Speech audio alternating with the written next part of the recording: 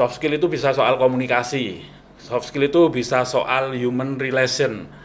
Kalau orang mengatakan leadership itu sebenarnya juga soft skill.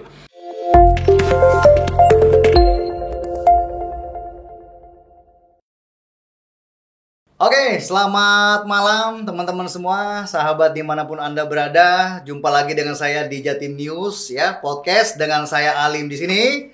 Semangat pagi ya, selamat malam, salam sejahtera, sehat, bahagia untuk kita semua tentunya ya, sahabat ya. Saya hadirkan narsum yang luar biasa, yang mana saat ini berkesempatan hadir di studio kita di Jatim News di Surabaya. Di sini ada Mas Adi dan Om Gatot. Oke. Ya. Salam jumpa dulu. Salaman dulu. Ya, Malam. Mas Adi ya sama Om Gatot. Siap, Dari Malang ya? Dari Malang. Dari Malang. Oke. Saya sudah sempat melihat dan mendengar bahwa di sini ada kegiatan edukasi yang sudah berjalan ya. Mungkin namanya apa? Optima ya. Optima kapasitas. Optima Kapasita. Mungkin nanti dimulai dengan Mas Adi menceritakan sedikit tentang apa visi dan misi daripada Optima tersebut. Silakan. Oke, selamat malam. Salam. Salam Optima. Salamnya Salam. begini. Oh, salamnya begini. Salam Optima ya. Ya, kalau berbicara soal Optima Kapasita, kalau ditanya ini apa? Ini mainan apa lagi nih? Optima Kapasita itu sebuah, ya kami boleh menyebut diri lembaga ya, lembaga yang bergerak untuk membantu entah itu instansi, entah itu perusahaan, entah itu yayasan, entah itu, ya pokoknya organisasi lah, untuk meningkatkan performanya. Jadi misi kami adalah membantu dalam tanda petik klien. Ya, kami menyebutnya klien kami untuk bisa meningkatkan performanya. Jadi basic kami itu di soft skill. Om Alim, saya panggil Om atau Bro ini? Bro Alim ya. bebas saja. Bro Alim itu. Iya. Itu perkenalan awal dulu. Jadi Optima Kapasita itu adalah sebuah lembaga yang bergerak membantu peningkatan performan untuk organisasi. Iya. Gitu.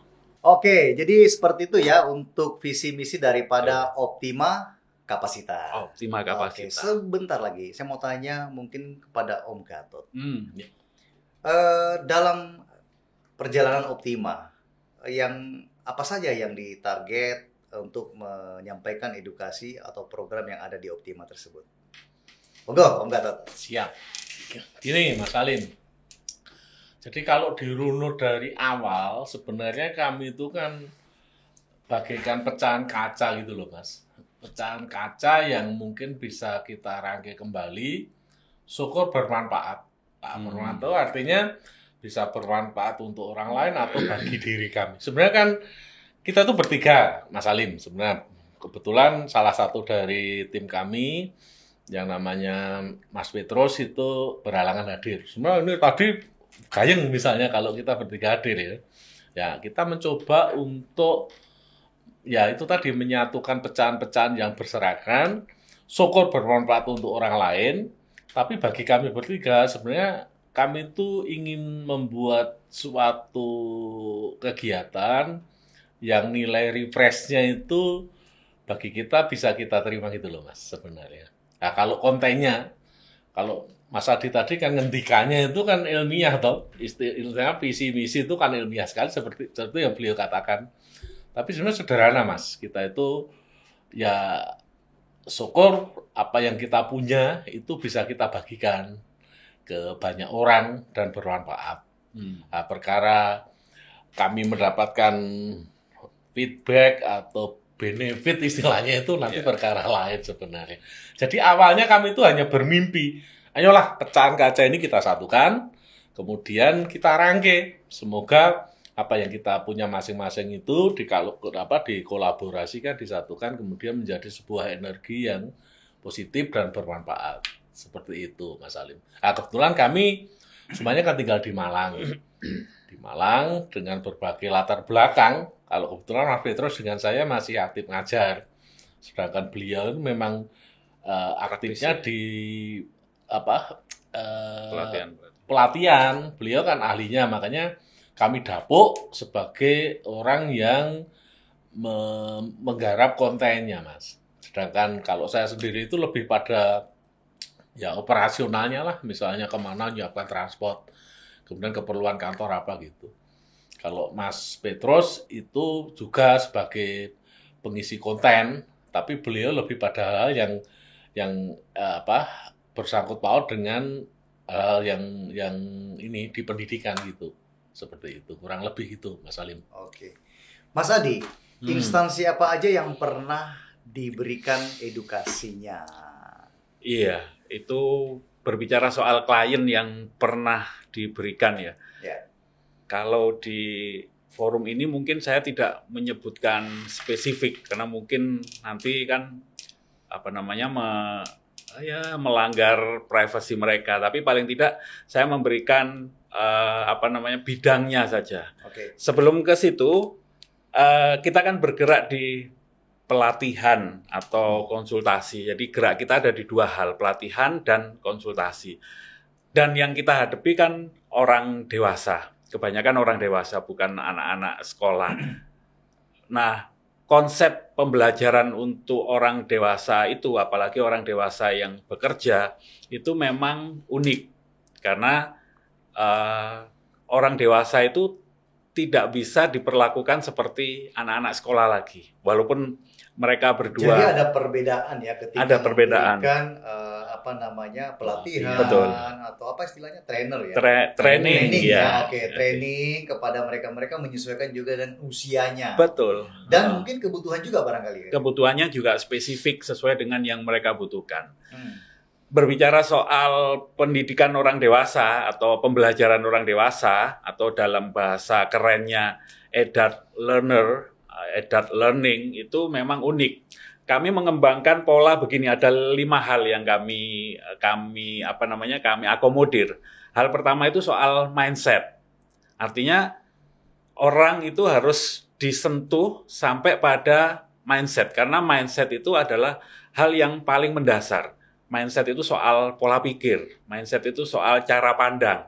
Kalau saya melihat sesuatu itu curiga, kemudian negatif, menyalahkan, itu berarti mindset saya negatif, tidak kondusif. Nah, ini yang menjadi materi kami juga. Artinya kami berusaha untuk mengkondisikan supaya mindset-nya menjadi oke. Karena untuk belajar itu harus diawali dengan mindset yang positif, yang kondusif. Yang kedua itu adalah attitude. Attitude itu berasal dari mindset. Kalau mindset-nya positif, maka itu akan mengalir attitude yang positif. Contoh misalnya, kalau saya melihat Pak Gatot ini secara positif, maka sikap saya ke beliau juga welcome. Sikap saya ke beliau juga sopan, mungkin enak, komunikasi jadi nyambung seperti itu. Itu diawali dari mindset lalu diwujud nyatakan dalam attitude. Apa sama dengan responsibility? Responsibility itu lebih pada tanggung jawab. Okay. Jadi itu nanti muara dari semuanya, nanti itu bisa memunculkan responsibility. Kalau kita ngomong responsibility nanti juga muncul soal istilah-istilah ada integrity dan lain sebagainya itu. Nah, saya lanjutkan yang ketiga ini, Pak ya. Yang ketiga, setelah orang di dalam tanda petik digarap mindset-nya, lalu dikondisikan attitude-nya, kita memberikan knowledge. Jadi knowledge ini bukan satu hal yang semata-mata kita berikan, tapi disesuaikan dengan kebutuhan mereka. Jadi tergantung dari peserta pelatihan, tergantung dari latar belakang bisnis. Knowledge untuk orang-orang yang di manufaktur tentu berbeda dengan orang-orang bank, orang-orang yang di service, orang-orang di pelayanan, misalnya di rumah sakit atau pelayanan umum, beda knowledge-nya yang diberikan. Tentu knowledge yang kami berikan sesuai dengan yang mereka butuhkan. Nah, knowledge ini dalam kapasitas kita melengkapi. Ada hal-hal yang mungkin mereka belum tahu, kita melengkapi atau memperdalam. Ada mereka yang sudah tahu tapi kedalamannya kurang terlalu dalam sehingga kita bisa memperdalam itu. Hal keempat selain mindset, attitude, knowledge, yang berikutnya adalah skill. Nah, kalau dalam dunia kerja, skill itu yang kelihatan. Jadi skill itu sesuatu yang bisa langsung dilihat oleh klien. Kami tagline-nya memang ada perubahan skill ketika orang atau instansi mengambil pelatihan dari kami.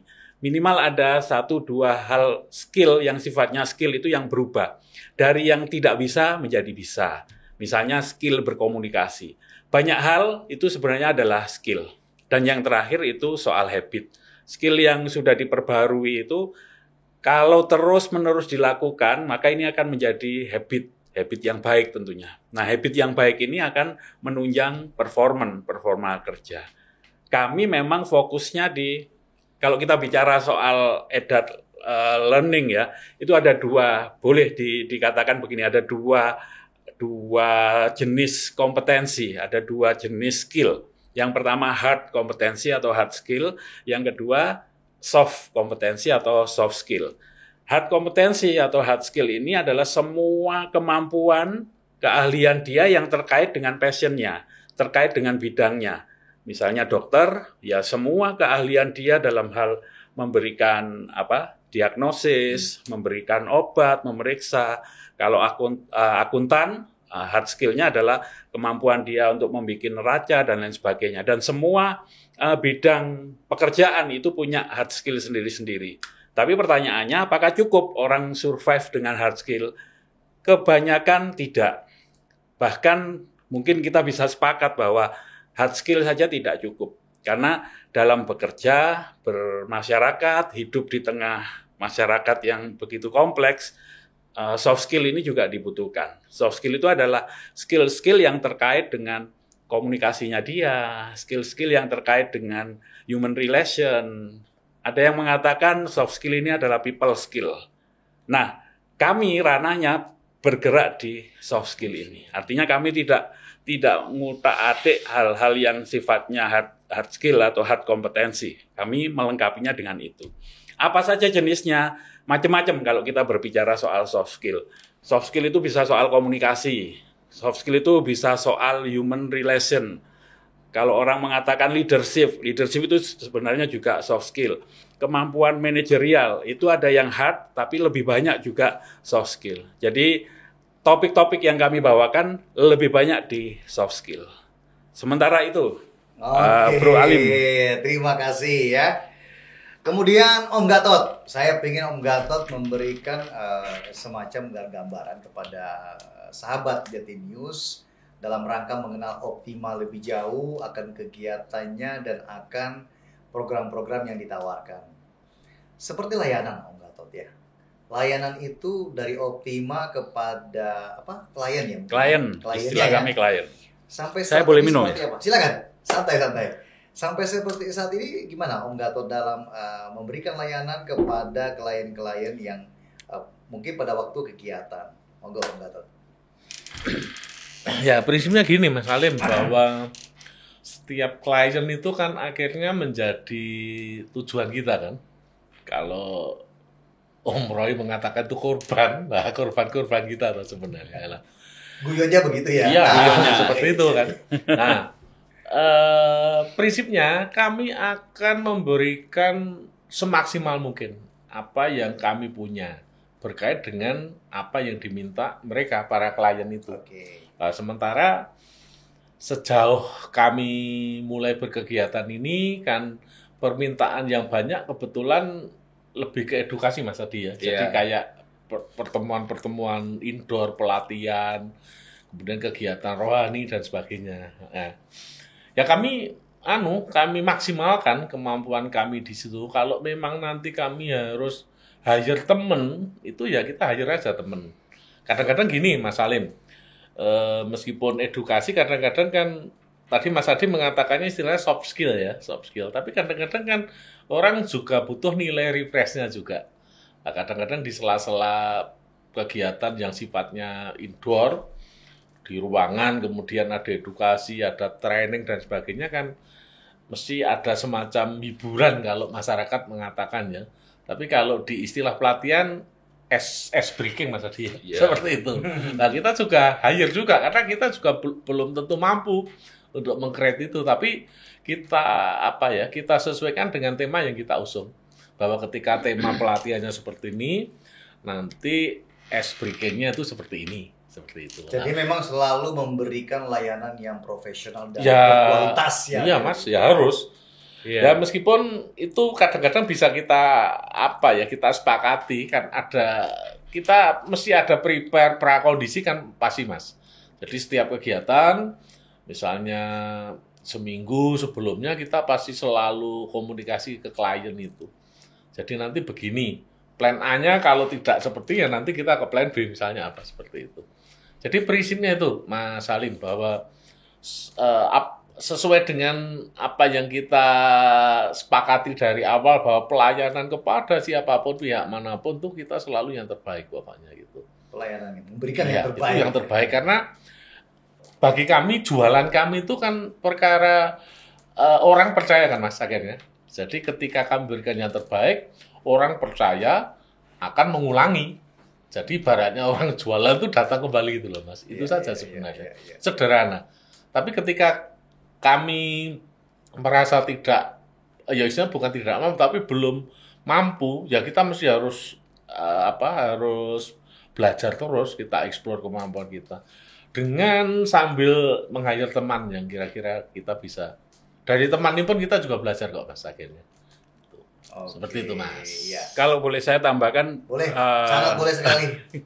kata kuncinya customize. Jadi layanan kami kepada klien-klien kami, mitra-mitra kami.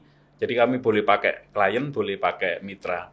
Itu adalah customize. Artinya bukannya kita tidak punya paket yang standar. Kita punya paketan misalnya paket outbound leadership. Oh, ada outbound juga? Oh, ada. Hiburan gitu, game gitu ya? Iya.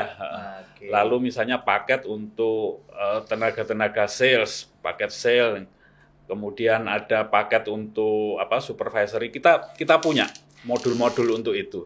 Tapi kan itu belum tentu bisa menjawab kebutuhan mereka. Karena kebutuhan mitra kami itu begitu spesifik.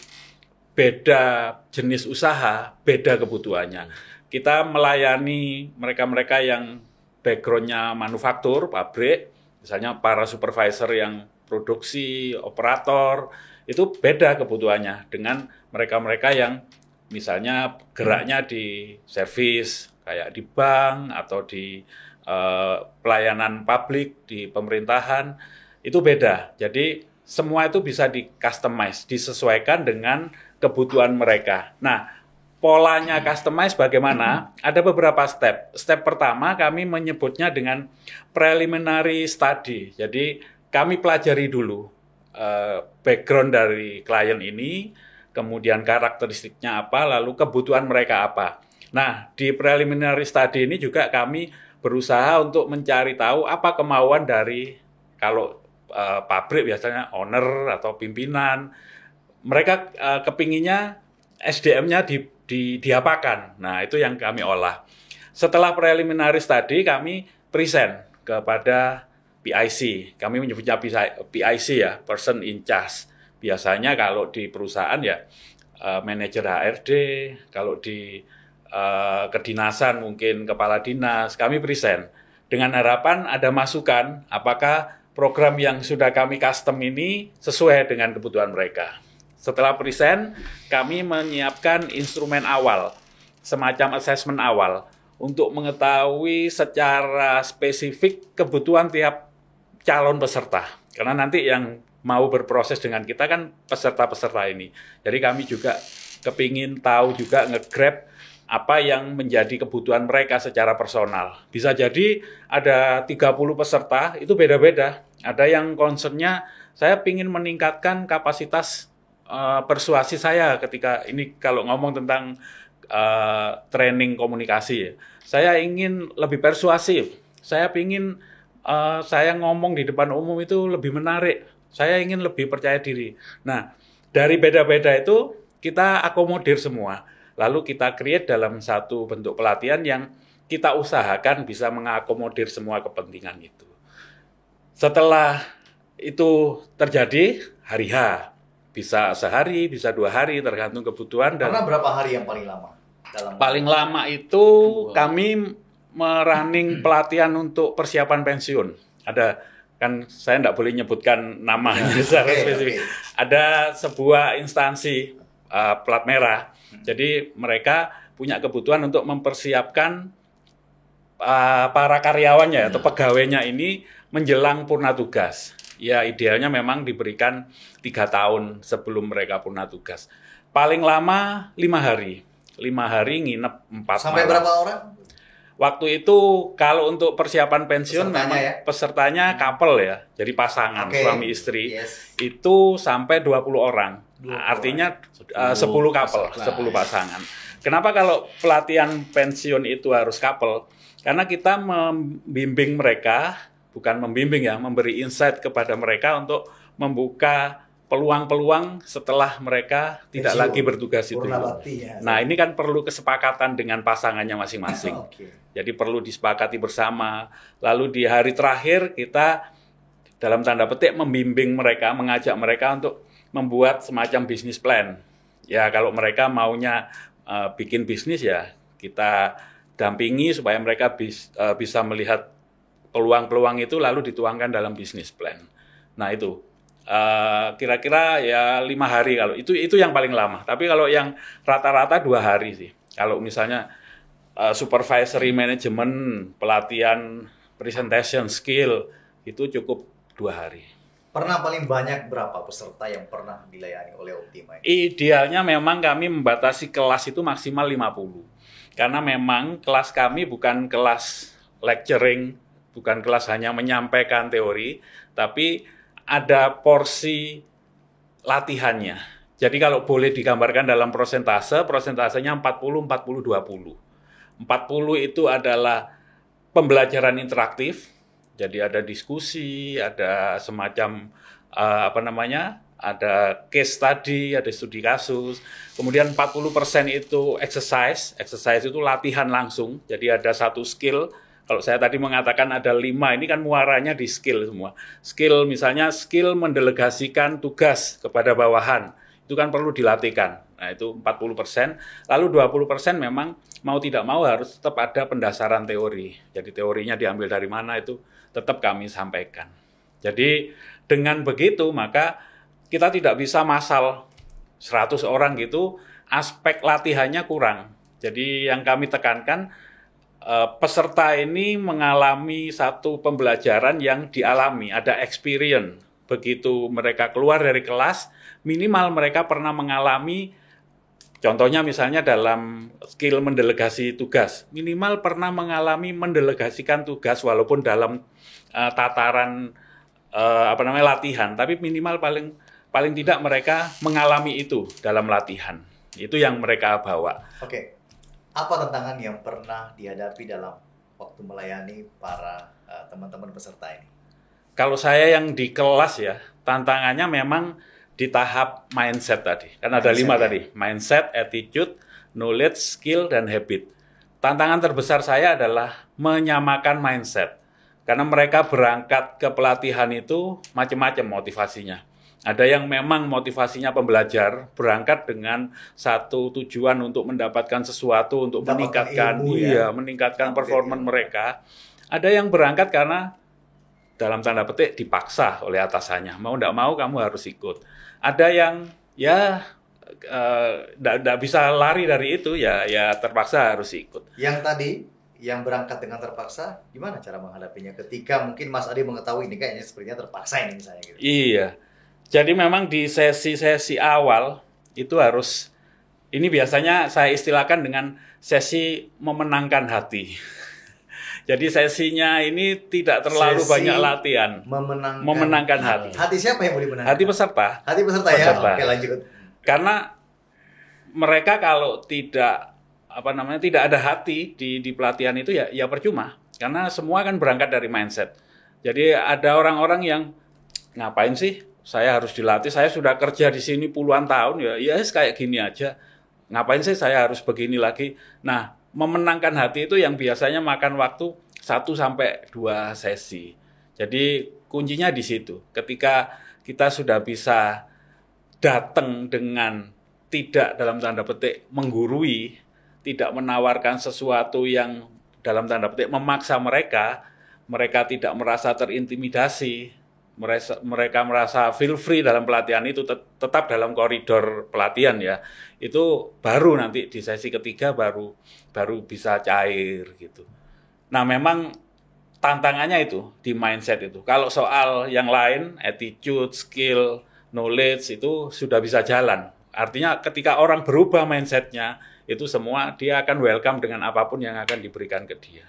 Oke. Seperti itu, Bro Alim. Untuk tantangan seperti tadi, kalau Om Gatot dalam memberikan semacam pelatihan ya kepada peserta Optima, apa yang sering ada barangkali ya, apakah kendala atau apa yang terjadi di dalam pelatihan misalnya? Barangkali kalau boleh minum lagi ya? Oh silakan. Okay. Saya kalau mau nambah lagi ini juga boleh. Lebih nervous daripada memberikan pelatihan di gitu di ya, kelas iya. ya. Ini lebih geser boleh.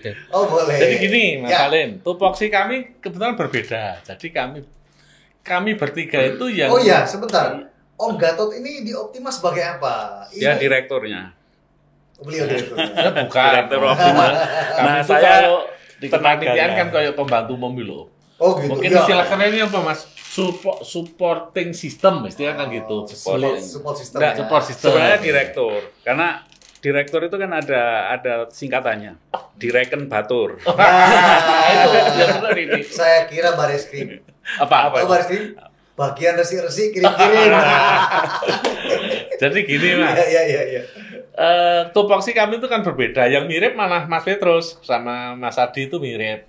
Nah, kebetulan yang selalu ada kendala itu pasti di konten, Mas. Karena kita jualannya kan konten. Jadi ketika event gitu kan bagian saya itu kan Kontennya konten pelatihan ya. konten pelatihan Bukan maksudnya. konten YouTube, podcast, bukan ya, ya. bukan. Kalau masalah prepare dan sebagainya itu kami biasanya hampir tidak menemui kendala kok, Om. Mas Salim ya. Jadi misalnya harus butuh talent dari tempat lain, harus nge-hire orang, itu kan itu tugas saya biasanya. Oke. Itu hampir semua tidak ada kendala. Yang penting bahwa jadwal itu pasti, kemudian waktu pasti, ya sudah selesai. Yang penting pihak sana sudah siap, kami sudah prepare begini, sana prepare bagaimana, kemudian kita tinggal nyocokkan kebutuhannya apa nanti yang berkait dengan perangkat misalnya. Itu semuanya tupoksi saya, Mas. Dan kebetulan tempat kami yang paling utama itu kan di SKJJ, Mas. SKJJ ini apa?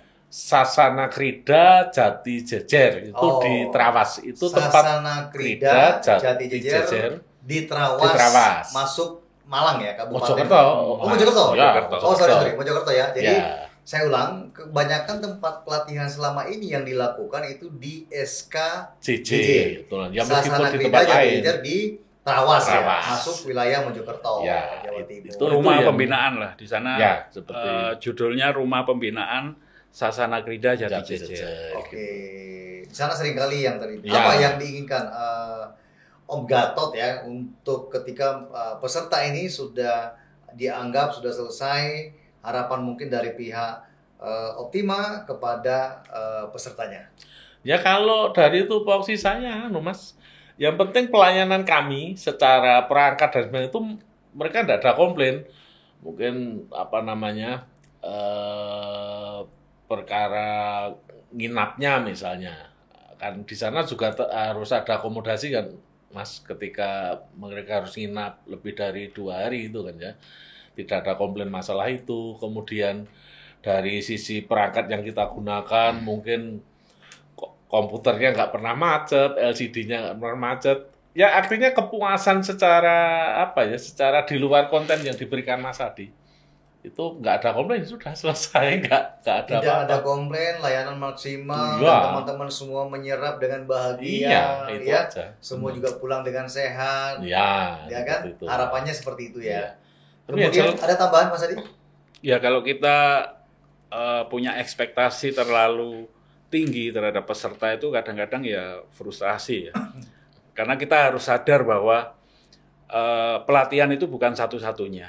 Iya. Jadi perusahaan, instansi mengadakan pelatihan itu memang maksudnya untuk memperkecil gap. Yang disebut dengan gap itu adalah ekspektasinya segini, harusnya kinerja itu bisa segini, tapi ternyata mereka baru segini. Nah, ada gap ini yang mau ditutupi dengan pelatihan. Tapi sebenarnya pelatihan itu hanya salah satu metode untuk mengisi gap itu. Ada banyak lain, misalnya mentoring, coaching, konseling, pendampingan, penugasan, itu ada lebih banyak lagi. Jadi kalau kita terlalu berharap sepulang dari pelatihan itu langsung ada perubahan, itu frustrasi kita. Karena pelatihan itu bukan obat mujarab untuk merubah mereka. Minimal, jadi kalau kita, ini kalau berbicara soal di teori komunikasi, ada yang mengatakan begini. Ada Dr. Albert Mehrabian dari UCLA University. Impact komunikasi itu yang verbal itu hanya 7%. Artinya yang diingat orang dari kita ngomong 2 hari pelatihan itu 7%. Hanya 7%. Serapannya itu hanya 7%. Selebihnya apa yang menjadi tadi berapa? 7% berarti ada 93% itu apa yang diserap? Iya, masih ada dibagi 2 lagi. Yang berikutnya yang sifatnya intonasi dan lain sebagainya. Yang sisanya lagi itu soal visual. Nah, experience itu berada di sini. Artinya mereka mengalami pelatihan yang menurut mereka menyenangkan, itu berada di sini. Itu yang jauh lebih membekas. Jadi paling tidak kita berharap bahwa sepulang dari pelatihan itu, paling tidak mereka membawa experience. Minimal punya experience, pernah berlatih. Misalnya kalau contohnya skill mendelegasi tugas, pernah berlatih mendelegasi tugas yang sistematis. Mereka pernah punya pengalaman itu di pelatihan. Minimal pernah berlatih kalau untuk supervisor ya, misalnya cara membriefing tim, cara mengadakan meeting yang efektif, minimal punya experience latihan pas pelatihan itu. Persoalan itu nanti mau diimplementasikan di tempat kerja atau tidak, itu nanti kan kembali ke dia sendiri. Tapi kita juga menyediakan instrumen untuk memonitoring itu. Nah, instrumen kita itu 2, 4, 10. Singkatannya 2 minggu, 4 minggu, 10 minggu. Jadi pasca pelatihan, secara random kita akan nelponi orang-orang peserta ini tadi. Pak, kemarin di pelatihan dilatihkan misalnya cara melakukan briefing yang efektif. Gimana Pak? Wah, susah Mas. Begini-begini, macam-macam kan jawabannya. Nah, dari situ kita lakukan telecoaching namanya. Ya memang ini terbatas sekali hanya lewat telepon tadi. Pak, sebaiknya begini, saran saya begini, telecoaching. Tapi secara random, karena kalau pesertanya banyak 50 ya kita tidak bisa melakukan itu one by one. Tuh, lalu 4 minggu setelah pelatihan, kita ulangi lagi. Nelpon orang, menanyakan impact-nya, dan diakhiri di 10 minggu. Setelah 10 minggu, kita buat semacam summary dari apa yang diberikan di kelas, lalu dilatihkan, kemudian dikomitmenkan, kemudian mereka implementasikan. Nah, kita present lagi ke PIC tadi. Bisa manajer HRD, bisa kepala dinasnya, atau siapapun yang menjadi atasan. Kita present. Yang didapat mereka selama pelatihan begini, implementasinya kayak gini, ada tantangan seperti ini. Gap yang berhasil terjawab ya kira-kira sekian persen. Mereka masih butuh ini. Jadi kita tidak berhenti hanya di pelatihan itu saja, tapi ada pendampingan. Berarti ada kelanjutan lagi. Ada kelanjutan. Itu, ya? Itu sebagai bentuk tanggung jawab kami, follow up, tanggung jawab mental ya, tanggung jawab mental kami kepada mereka yang mengambil jasa kita. Jadi kantor Optimanya di mana, Mas? Sementara ini di Malang, di Jalan Candi Mendut. Sementara di Malang, berarti ada rencana untuk Iya, lebih bagus lagi nanti ya di mana ya? di Direkturnya ya. Direktur silakan. Jalan Candi Mendut, Mas Salim, Jalan Candi Candi Mendut, Mendut ya. di kawasan Suhat. Tepatnya Oke. di Blok 4 Candi Mendut Utara, Blok 4 nomor 5. Oke, mungkin ada pesan-pesan Om Gatot yang mau disampaikan kepada teman-teman, sahabat pemirsa Jati News, biar mengenal Optima lebih dekat. Silakan Mungkin Pak nanti Direktur. dengan ada kebutuhannya, ya. Sampaikan juga nanti dengan siapa personelnya untuk menghubungi beserta nomor kontaknya. Nomor kontaknya Silakan. di sini nanti. Nah, ini yang ditunggu. Nah. Waktunya kita tutulan. Gitu nih, silakan. Baik. Kameranya. Pada sahabat Jatim News, Jati News, ya. mari silakan kalau memang Anda sekalian membutuhkan layanan, baik itu nanti workshop, kemudian pelatihan, kemudian outing, kegiatan-kegiatan outing seperti outbound, kemudian kayak camping dan sebagainya. Mari silahkan. Bisa nanti pesannya di Jatim News, di kantor. Oh, Jatim News ya? Wah, Iya. luar biasa. Karena kami diundang ke sini ya, sekaligus kami promosikan Iya.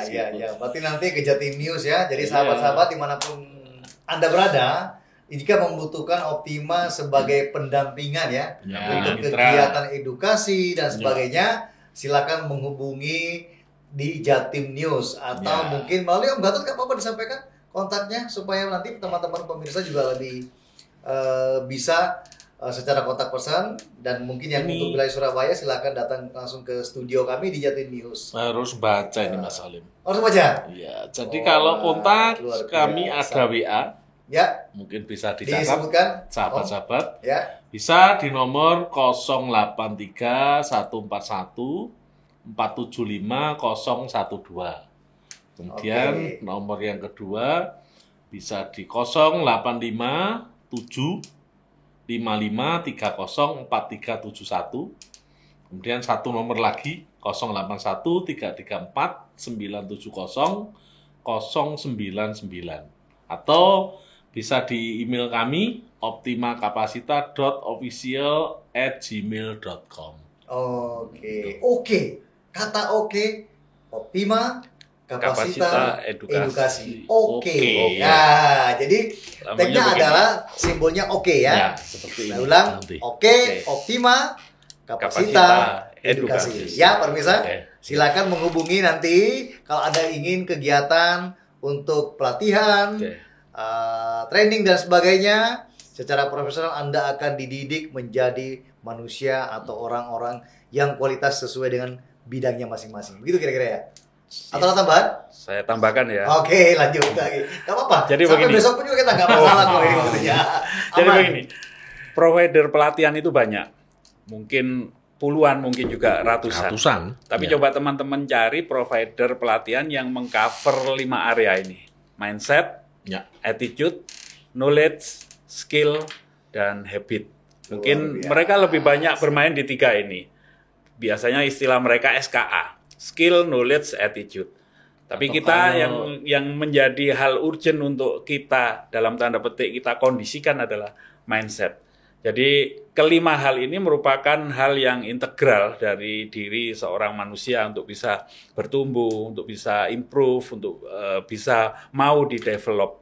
Dan yang kedua, provider pelatihan banyak, tapi yang mau memberikan layanan sampai pasca pelatihan, sampai ada pola 2, 4, 10, mungkin tidak, saya tidak mengatakan tidak ada, mungkin tidak banyak. Nah, salah satu yang memberikan jaminan itu, ini free, tidak ada cas tambahan. Jadi, salah satu yang berani memberikan itu adalah Optima Kapasita. Jadi Optima banyak memberikan layanan terbaik, kualitas yang terbaik. Silakan nanti untuk lebih lanjutnya menghubungi teman-teman. Ada sini, ada Mas Adi, ada Om Gatot, seperti nomor yang sudah disampaikan tadi ya. Siap. Saya terima kasih loh Mas Adi, ya. Om Gatot atas kedatangannya di studio kami. Siap. Jauh-jauh dari Malang. Ya. Dari Malang. Kita perlu jumpa karena lama kita nggak jumpa. Betul. Ya, ini sahabat-sahabat yang sudah cukup lama, akhirnya bertemu lagi dalam satu pertemuan yang luar biasa di Jatim News Studio yang ada di Surabaya. Ya, terima kasih Mas Adi. Terima kasih. Sukses selalu ya. Selamat untuk Jatim News. Semoga semakin dikenal nanti di masyarakat. Dan dari manapun akan kebutuhannya untuk bisa memberikan bimbingan yang lebih kualitas dan maksimal.